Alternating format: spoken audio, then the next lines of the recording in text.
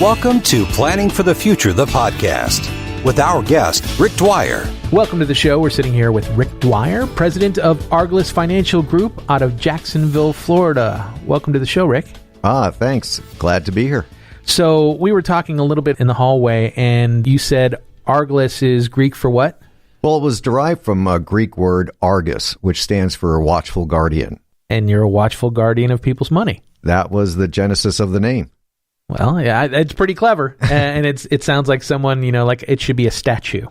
Yeah, well, we're working on it. So you're out of Jacksonville, Florida. What makes Jacksonville unique as a market? So it's a very broad market. Jacksonville happens to be the largest city in the United States area-wise. The entire county of Duval is the city of Jacksonville. So it's a very large city from an area perspective. And actually, it's a booming city.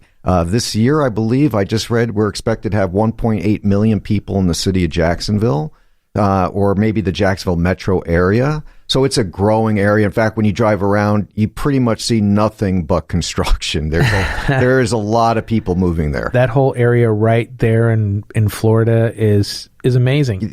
One of the unique things about Jacksonville is you still get to enjoy the warm summers if that's what you like, but you still get to enjoy the seasons as well. Right. We don't get the freezing cold weather. In fact, this year, I'm not even sure if we went below freezing in Jacksonville, which, by the way, is very rare. Right. But we do get into our 30s, low 30s. We've had some of that. But yeah, as far as climate, it's pretty temperate. Autumn is my favorite season by far. That sweatshirt and a pair of shorts, you can walk around like that and be comfortable, yet there's still sun.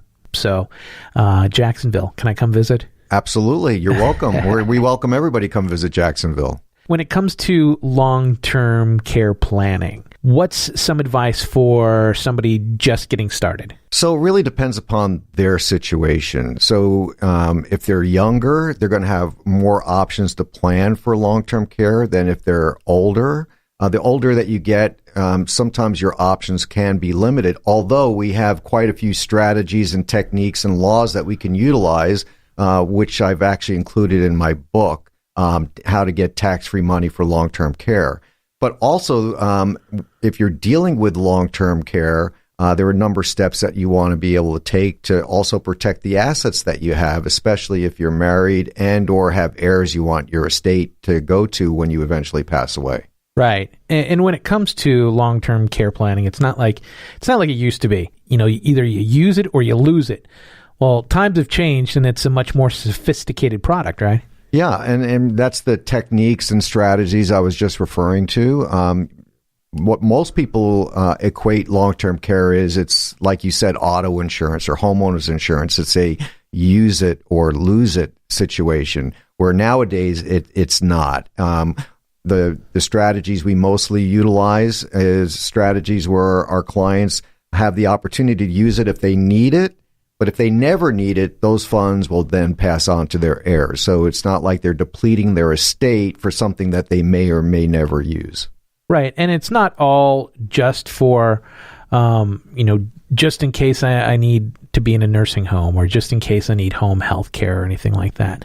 It's also, that long-term care planning is involved in, like, say you just want to, make your life better and you want to retire sooner, you want to go on vacations and do what you want, right? Yeah, so depending upon ultimately what your goals are and what your values are, what you're trying to accomplish, we take that all into consideration to wrap a plan that will not only meet your goals, but will address the potential outcome of a long-term care event if that should ever happen. That's the unknown, isn't it? Right. We just don't know if we're going to get long-term or have a need for long-term care.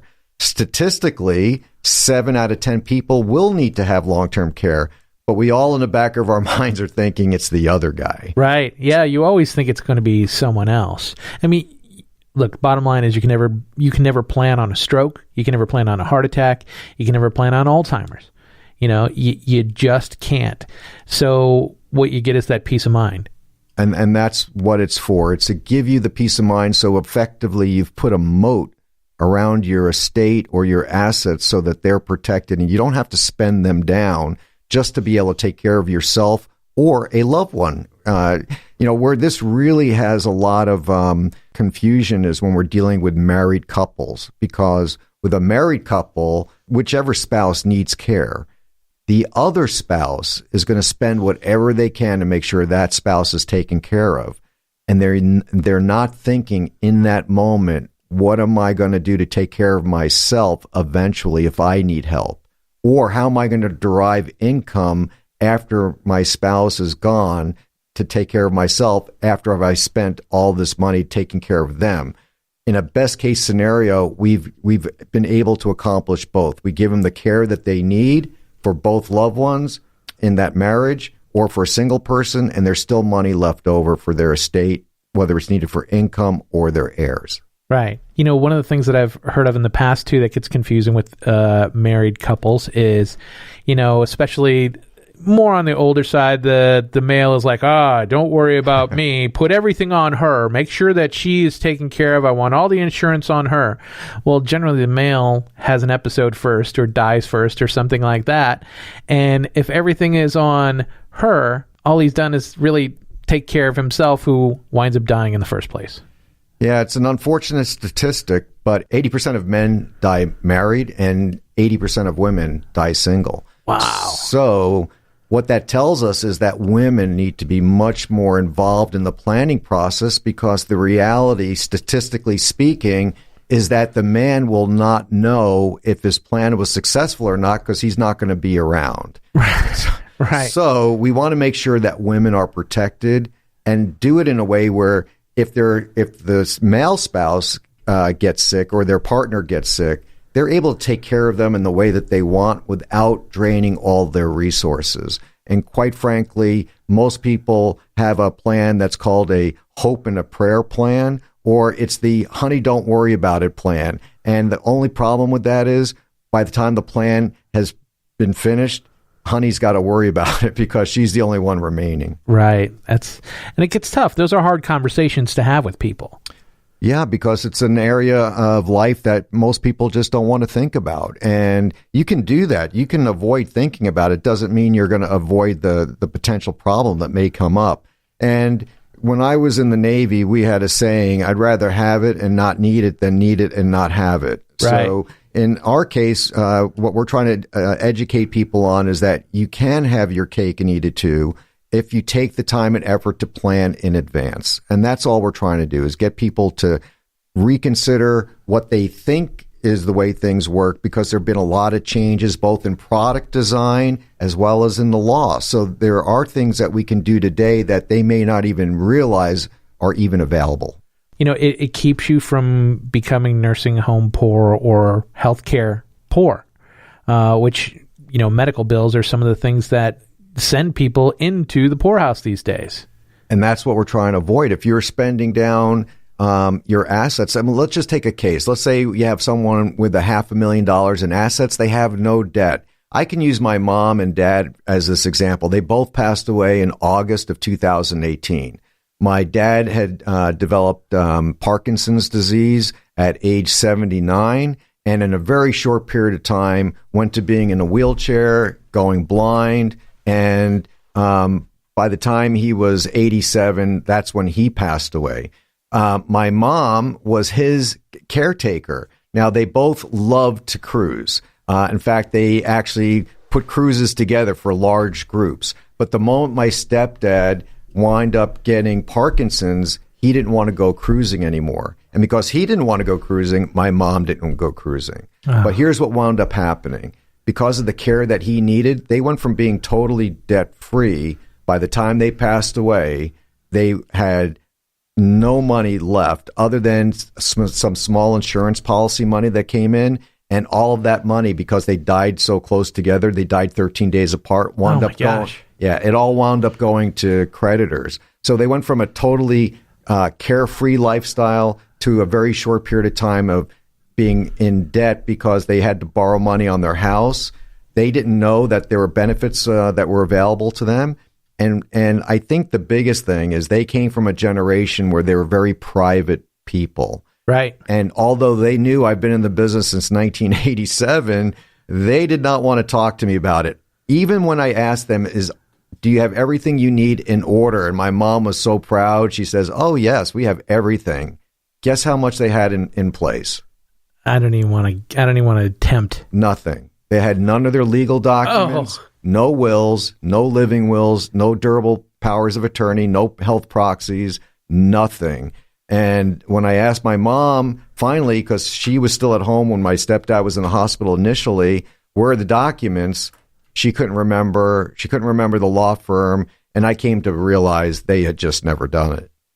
Wow. So my advice to anybody that's listening, if you're dealing with a family member who tells you they have everything put together and it's done, go find out where it's at. Have them show you where it's at. And with the kind of language along this line, I don't need to read it. I just need to know where it is. Right. If something should happen to you. Right. And let's make sure it's done, because it's now been a year and a half and I am still dealing with the fallout from that.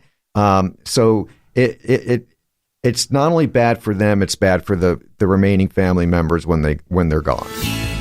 This is Planning for the Future with our guest, Rick Dwyer. To get a free copy of Rick's book, call 904-800-7299. This next generation who should be involved with their parents' planning and everything, they might have more money than their parents did, and their parents are so worried about putting something away for them. This is the kids' chance to say, look, don't worry about us. And that's a really great point. I meet with a lot of clients, and they said, my children are doing really well. I don't need to worry about them. And, I do have clients that say, I would like to leave something to my children. Absolutely. And at the end of the day, it doesn't really matter. What matters is that we're creating a plan that'll address your needs and goals. But the primary goal has to be to take care of yourself, because if you don't, then you will become a burden. And when I talk to single people specifically, they say, well, I'm taken care of. I'm just going to go on Medicaid. And that sounds good, but the last thing they want to do is be a burden on their family. And a lot of times their family doesn't want to see them being in a position where they're totally dependent on Medicaid, because then you give up freedom for that. And right. You don't get to choose where you go or anything. You may not have a choice, and it may not even be in the area that you want to be in. So their family doesn't necessarily want to see that happen either. So their family will get involved, even if they don't want them to, where if we plan in advance, a lot of times we can help address that. People around my age, I'm 50 years old, you grew up with the grandparents coming back to live with you, or you moved in with them, but you all live together, and say the father dies and you are taking care of the mother. And then even if the mother is in poor health, it's going to cost that person the child that they move back in with, hundreds of thousands of dollars, because of, it's just almost like having a kid sometimes, because you got to take off for, doctor's appointments, things like that. And if you have everything planned ahead, then it makes your life a whole lot easier for everybody. So, definitely get involved with the kids. It's a whole new world out there. And there are a lot more options today. So there was a time where people would have the parents, themselves, and their children all living in the same house. Right. Well, that changed when people started migrating across the country, and it's not uncommon where the family is dispersed across the entire United States. I'm the oldest of 6 children, and all my siblings live in different states. So we always pick a city to go to get a family reunion together.